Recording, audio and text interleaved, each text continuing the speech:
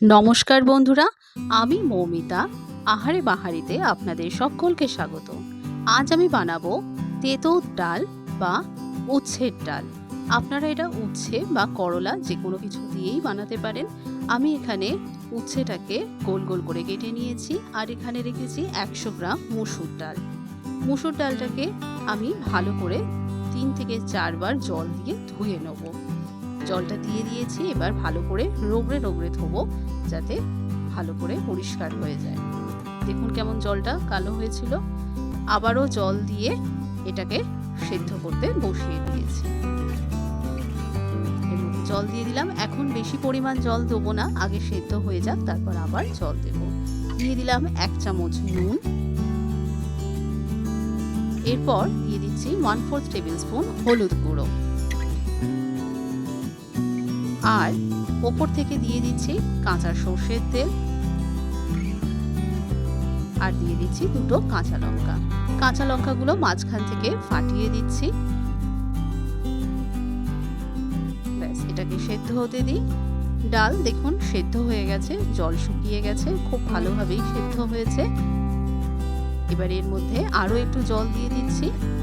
আপনারা যেমন গাঢ় খাবেন সেই মতো করে জল দেবেন। আমি খুব বেশি পাতলা খাবো না, তাই জন্য অল্প পরিমাণ জল এর মধ্যে দিলাম।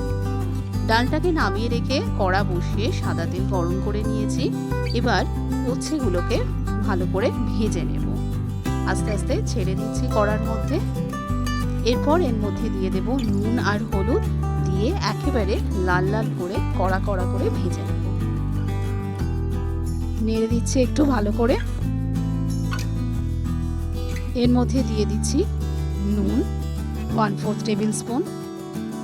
ডালের মধ্যে অলরেডি নুন দেওয়া রয়েছে, এটা শুধু উচ্ছের জন্য দিচ্ছি। আর দিয়ে দিচ্ছি 1/4 টেবিল স্পুন হলুদ গুঁড়ো। দিয়ে ভালো করে গ্যাসের ফ্লেমটা বাড়িয়ে দিয়ে ভেজে নিচ্ছি নাড়িয়ে চাড়িয়ে।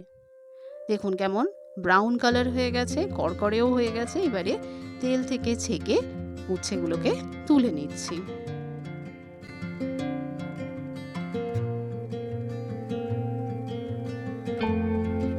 সব উচ্ছেগুলোকে তুলে নেব।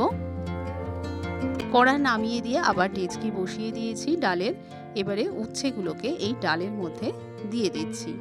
দিয়ে 3 থেকে 4 মিনিট হাই ফ্লেমে ফুটিয়ে নিলেই হয়ে যাবে উচ্ছের ডাল বা তেঁতুল ডাল। গরমের জন্য এটা ভীষণই ভালো। তাহলে চটপট আপনারাও এইভাবে বানিয়ে নিতে পারেন। তাহলে আজকের মতো এটুকুই। আবার দেখা হচ্ছে নতুন একটা ভিডিওতে, নতুন একটা রেসিপি নিয়ে। ধন্যবাদ।